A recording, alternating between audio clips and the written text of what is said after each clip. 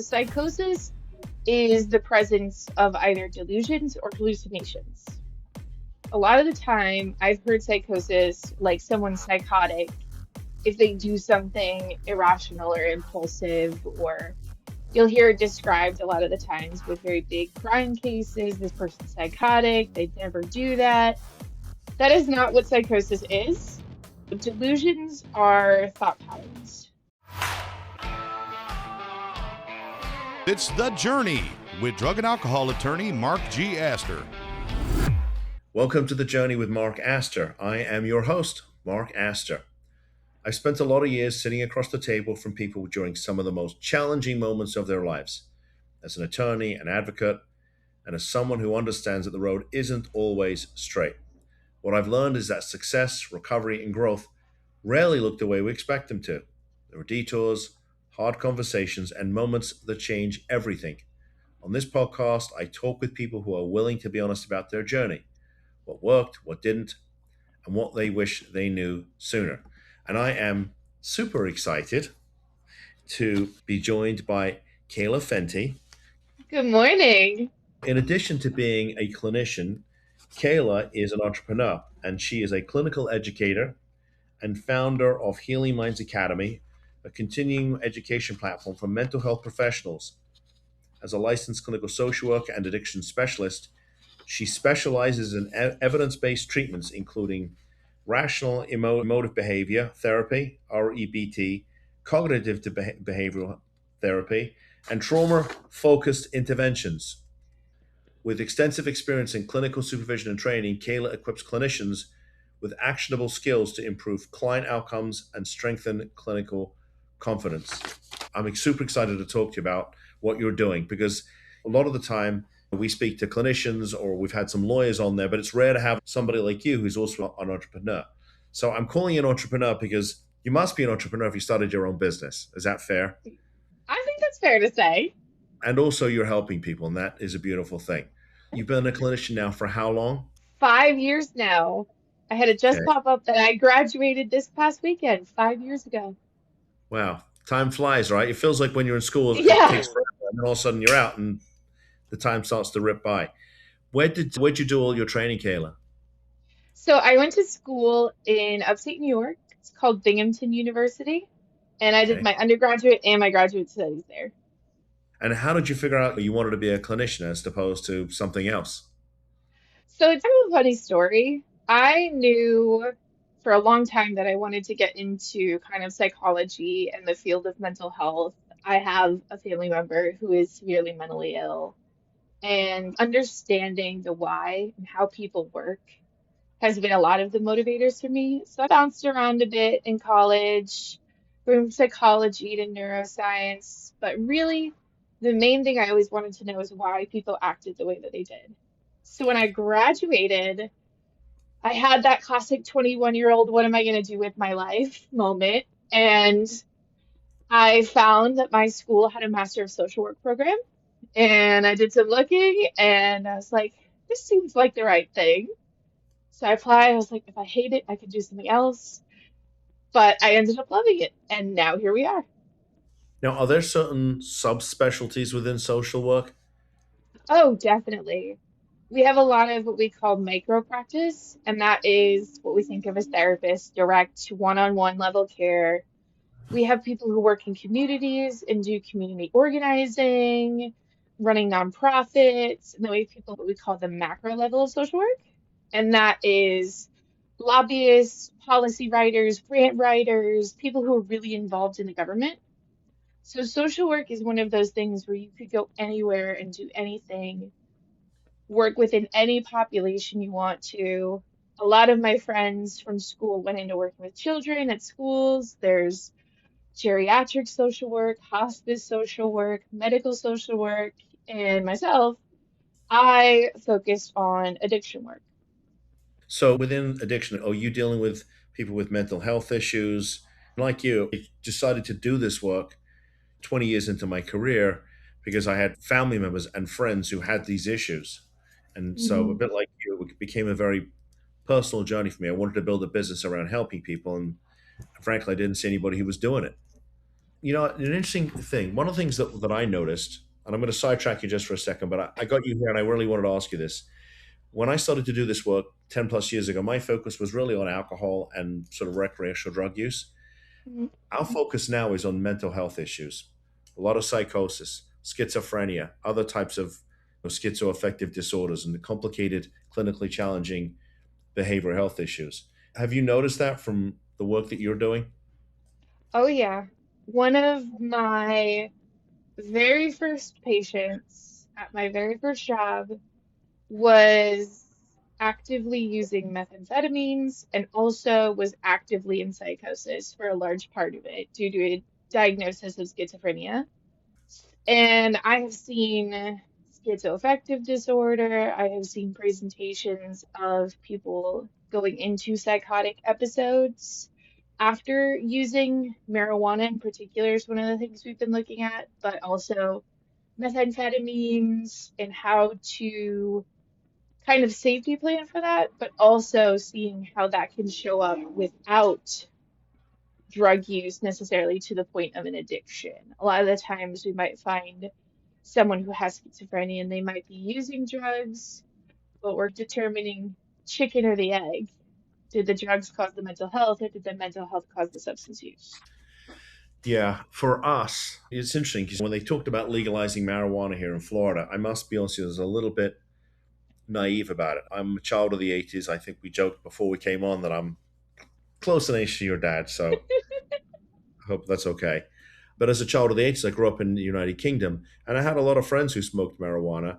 And I'll be honest with you, for the most part, maybe with one exception, they all went into have productive lives. They got married, they had children, they grew out of it to a certain extent.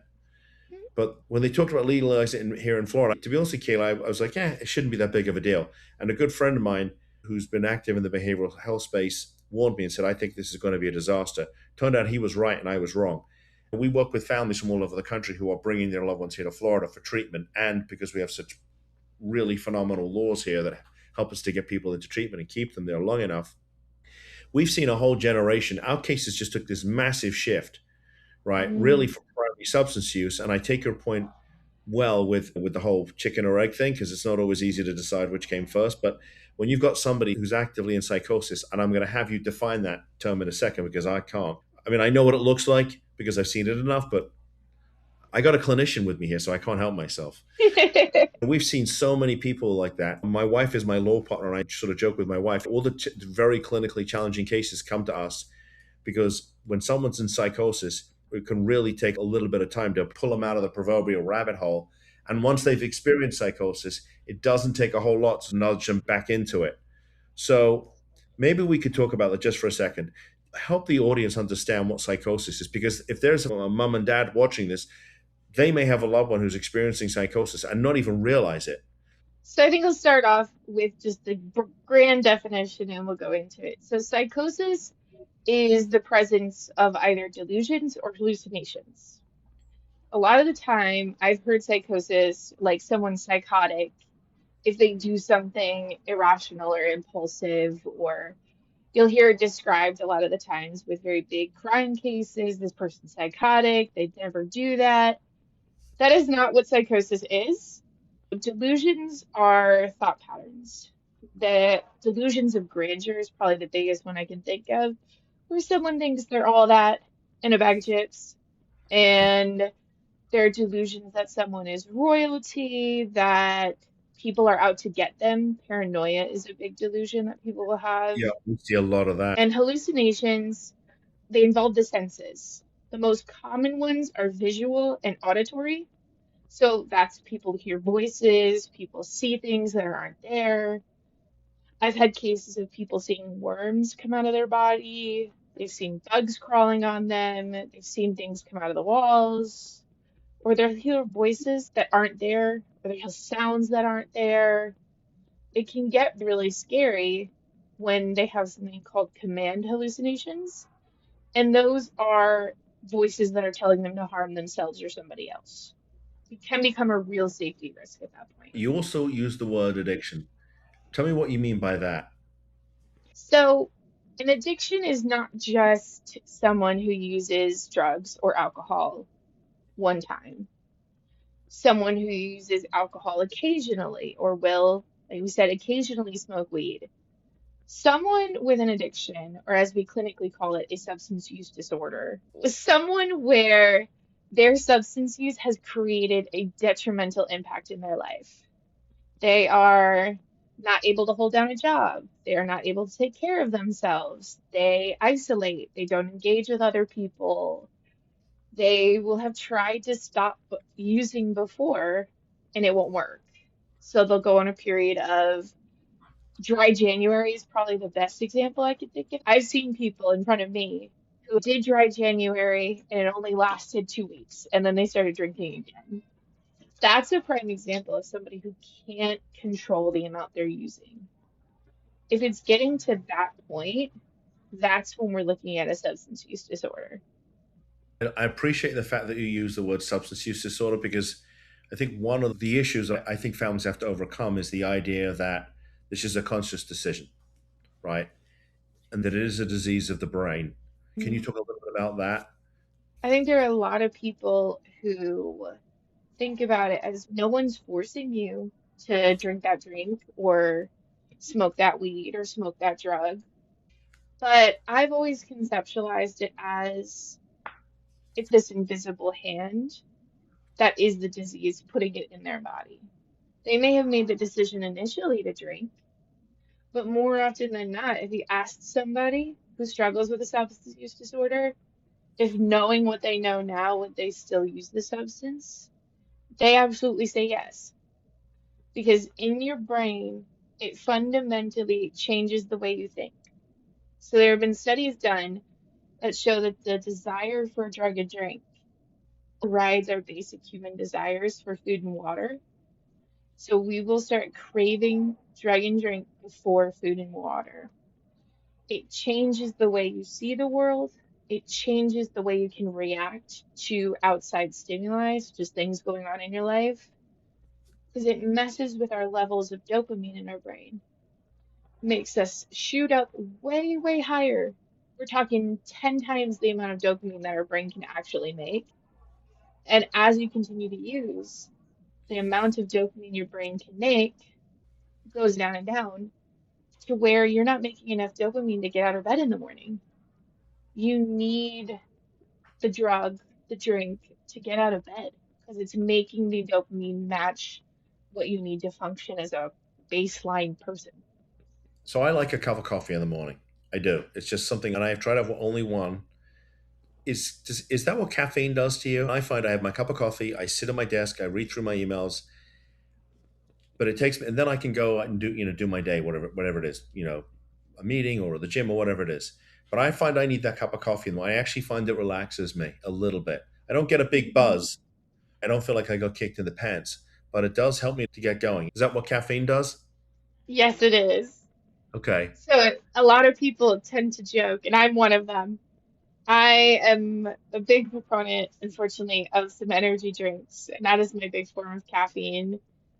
And there used to be a thing back in the day, probably like 70s, 80s, where we actually did classify a caffeine use disorder if you were engaging in caffeine in the same way. Now it's become an accepted drug, but it is still technically under the class of a mind or mood altering substance. And a lot of the times, people's brain chemistry is different, so they'll react to different drugs in a different way. So a lot of the times, people with caffeine, if they feel calm and relaxed from caffeine, they might already have enough dopamine, so it's not creating enough of an impact for them. Okay. All right. Let's switch gears for a second because Mhm. you have a very interesting skill set. And there was a couple of things that I butchered. I apologize for that. That you're trained in, including is it rational emotive behavior therapy (REBT)? Can you talk about what that is and what it's used for? Rational emotive behavioral therapy is in the same vein as cognitive behavioral therapy, and it works a lot on how people see the world. So we take on their thoughts, their emotions, and looking at how to modify what is going on in their space to more effectively treat the way they're seeing the world. What would that be used for?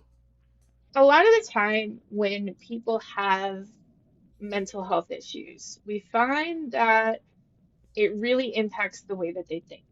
So, for example, somebody with anxiety might get up in the morning and already start running off their to-do list. They might already be thinking 12 steps ahead, and they might get into a car and they might see everyone trying to crash into them. They might see the dangers of, okay, I'm going to get into a wreck, I'm going to drive off the road. I'm so paralyzed with fear about driving that I don't drive. So, in a lot of the times when we're looking at somebody's thoughts, we're looking at, I can't drive because everyone around me is dangerous, and trying to put some flexibility into that. Of we assume a little bit of risk, but there are ways to keep ourselves safe because our brain generates these thoughts trying to keep us safe, but it tends to go a little overboard sometimes, and that everything is scary, everything is dangerous. So when we look at cognitive models like these two, we're really saying, hey, maybe not everything is dangerous, and some things we can engage in, and that can reduce the levels of anxiety. How does this tie into CBT, cognitive behavioral therapy? What's the difference between that and REBT? REBT focuses more on the emotion piece of it, so it's rationalizing the emotions, putting some rationality into emotions. Cognitive behavioral therapy really works on the model of a triangle. So when it says our thoughts influence our emotions, which influence our feelings, which then influence our thoughts. So 3 points of the triangle. And really what we're looking at is say, everybody's out to get me. That makes me feel scared. So therefore I don't leave my house. But if we look at that top proponent, that thought, and we say, oh, maybe not everybody's out to get me, that makes me feel a little bit more relaxed. And oh, maybe then I can go to the grocery store. I can go out to the gas station with a friend. I can do these things because I've changed the thought and put in or modified more of a flexible, positive thought, changing the emotional outcome of it. And in that sense, we're trying to reduce anxiety by modifying that initial thought. You're also trained in trauma focused interventions.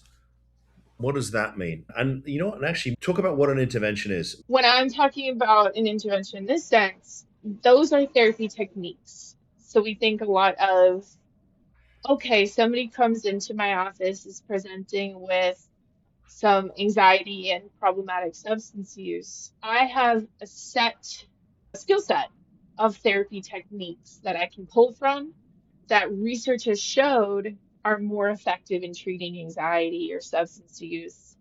Very much so, like when you go to a doctor and they say, we're going to try this medicine. Oh, but this medicine didn't work for me, so we come back and try it again.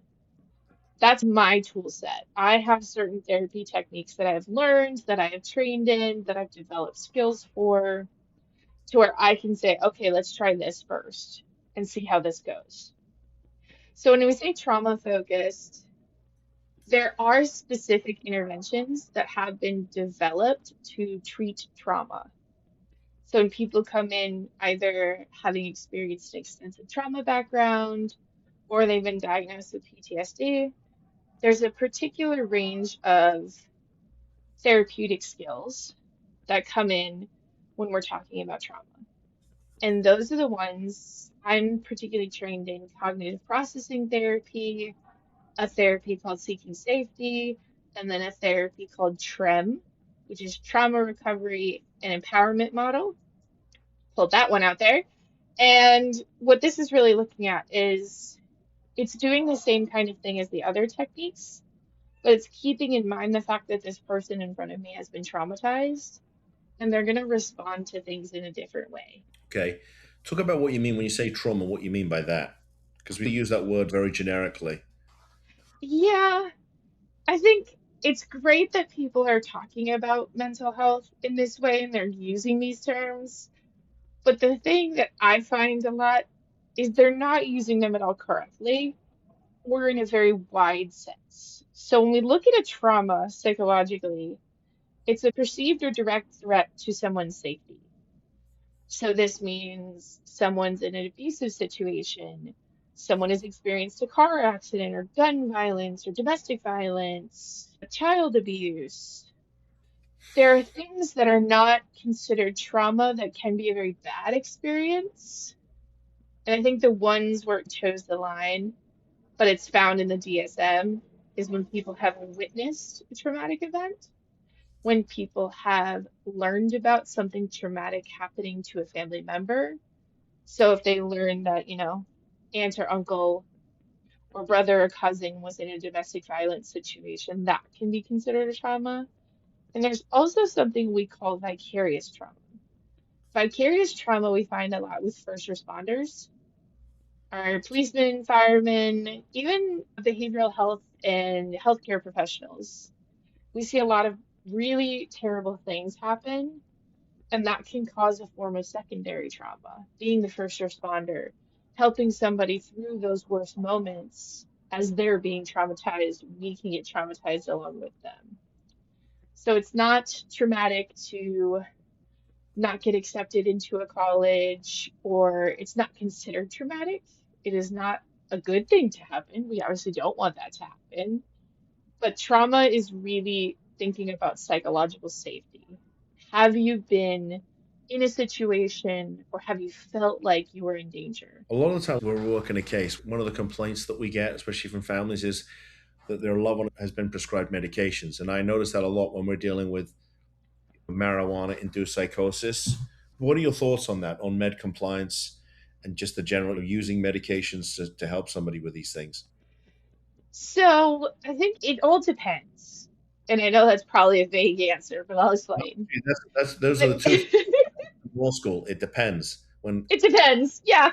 So I think there are certain people who really like medication because it's quick. You take Prozac, like, for example, not to say anything bad about Prozac, but you take Prozac for anxiety, and within 4 to 6 weeks, you're not feeling as much, if any, anxiety. So that's what they're designed to do. They're designed to flatten it out. So maybe you're experiencing an 8 out of 10 anxiety, now you're only experiencing like a 1 or a 2. So they can be helpful, especially in certain senses like that. However, in a case where it's just anxiety, I like to take a combined approach to it. Yes, you may need medication, but we don't want medication to take away all the anxiety, because anxiety is not a bad emotion in and of itself. Anxiety is a protective emotion. We get anxious and we get a little nervous when we have to cross the street, because otherwise we'd just be running in and out of streets because we wouldn't feel any anxiety. It's just to a point where anxiety becomes over that limit, we might need a little medication. But we also want to tolerate anxiety. We don't want to just wipe it out. So that's where therapy and medication can come in. Of I have this medication to get me down to a point where I'm not so worried about my own safety that I can actually use and implement the skills that I would be teaching in a session of mindfulness, meditation, coping skills, all those things. So we want to use them together.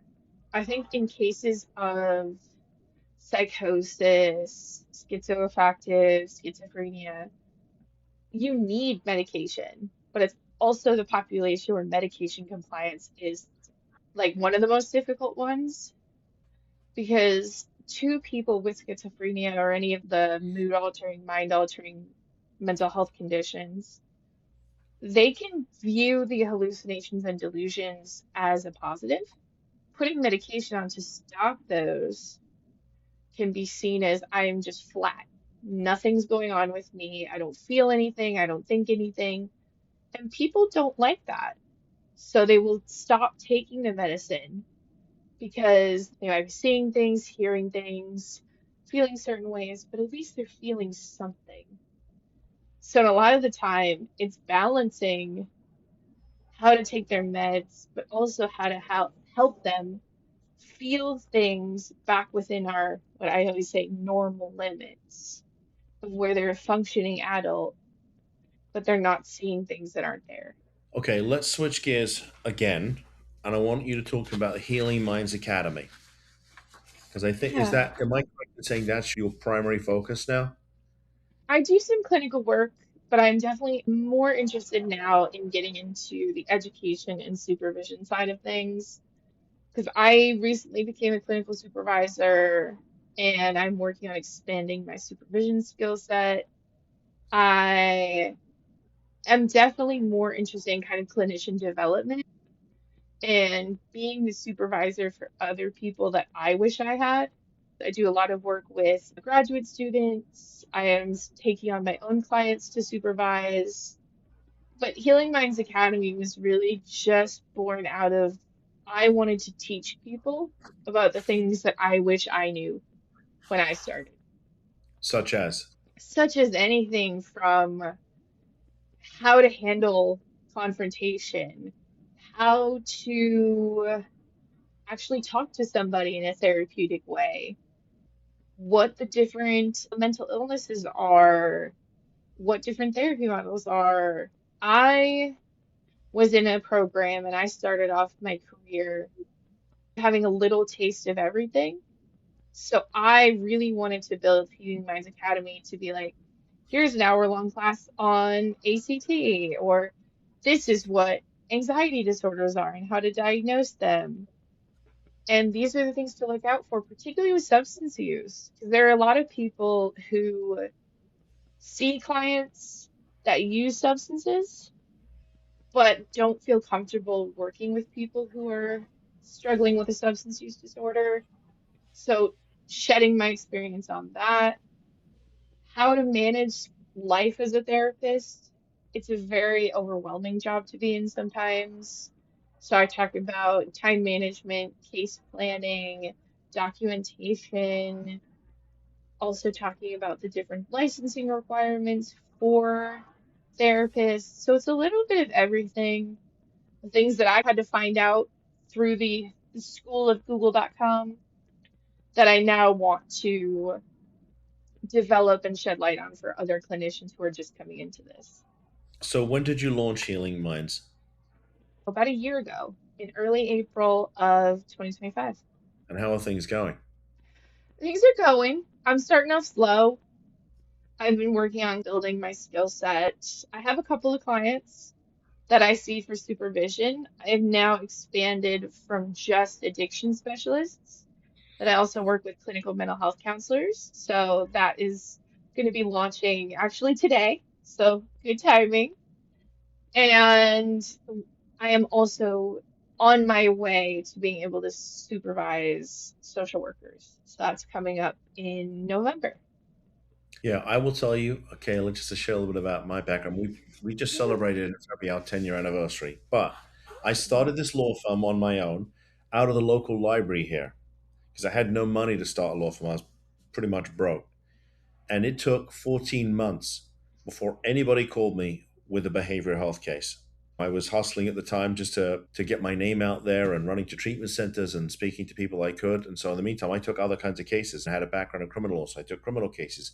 I took family law cases. I also lost my dad 11 months in unexpectedly, so it was a little bit of a Mm. hectic time for me. So it's not easy to start your own business. I love what you're doing, and I would encourage you to keep plowing away because starting a business with whatever it is, like pushing a boulder up a mountain, it takes time to get a little bit of momentum going so you don't have to push quite so hard. I tip my hat to you because it's not easy to start your own thing. And I remember that call I got on that very first behavioral health case, which by the way went completely sideways in the courtroom because the client had maybe exaggerated just a little bit about his daughter's drug use, but things only went up from there. But it took a little time. It does take Yeah. time. So I'm glad that you could come on here and share a little bit about your story. So I have two questions. Number one, what kind of patients are you working with? So I see a lot of people. I would say if I'm developing my niche area, say obviously I see people who are on all levels of substance use, and I work with all different types of substances. I see both men and women. I only see adults, so my clients range in age from 18 to 60 usually. I have seen older in certain cases, but that's about right now. And I particularly work with anxiety and trauma. So I work with PTSD, anxiety, people who've experienced just post-traumatic stress in general. And I'm also working on personality. So I see a lot of people with personality disorders, particularly borderline personality is one that I'm developing my interest area in. But I see a lot of clients outside of that just for life stressors, life adjustments, coping skills, depression, ADHD, but those are my main interest areas. Okay. So if somebody wants to treat with you, do you do sort of telehealth? Because obviously you're up in, you mentioned New York. So if somebody wanted to see you virtually, is that possible? Yes, so I am located in North Carolina. Oh, you are. I'm I sorry. am I apologize. I still claim it even though I lost the accent. So I am located in North Carolina and I am licensed to do telehealth therapy in South Carolina.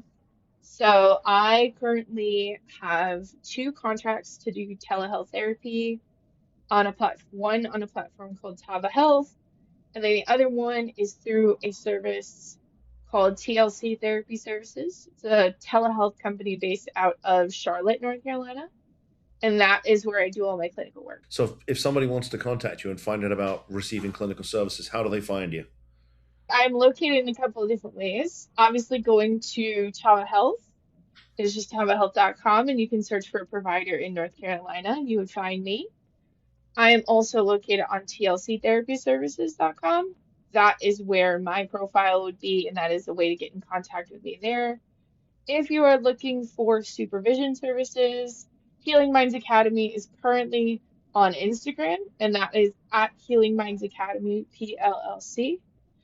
DMs are open with requests where I will follow up in an email to send the intro level paperwork. I would also respond to supervision requests at Healing Minds Academy PLLC at gmail.com. That is the company email. And that's the way to find my clinical work and my supervision work. Great. Kayla, thanks for coming on. I'm excited for you because I can tell that you care about helping people. And I think if you can blend that with a little bit of entrepreneurship, I think that's important. And I'll tell you why. Because I think if you're an entrepreneur, I think that gives you the pathway to help more people. Yeah, it's something that we don't emphasize a lot with therapists. I think if someone's going the clinical route, they get told, go work at an agency, see the clients there, and then keep going with it.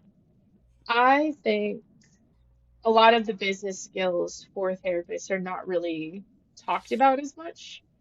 So I look at it as I'm helping clinicians that are new to the field or who are in their learning period learn how to navigate this system for themselves. In the podcast that we recorded before this, I had my chief operating officer on. I didn't always have a chief operating officer, but as the business grew, we had to really make sure that it was still running efficiently. And I think the one thing that you and I have in common is that when we both did our training, they didn't teach us anything about running a business.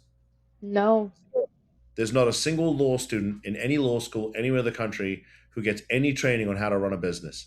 I'm glad that you share that. I'm glad that you're helping more people. And I was very nice to meet you. And thank you for coming on and sharing your journey. I know you're going to be successful. There's no question. thank you so much. It was so great to speak with you. Yeah. And thank you for joining us. I'm grateful. And for the folks that are watching this, if you want to learn more about what we do, mentalhealthaddictionlawfirm.com. That's mentalhealthaddictionlawfirm.com is our main website, or just Google my name. I think there's about 1,000 videos on YouTube. I'm a big fan of making videos, Kayla, and you should be able to find us. And with that said, thank you for tuning in, and we'll see you in the next episode.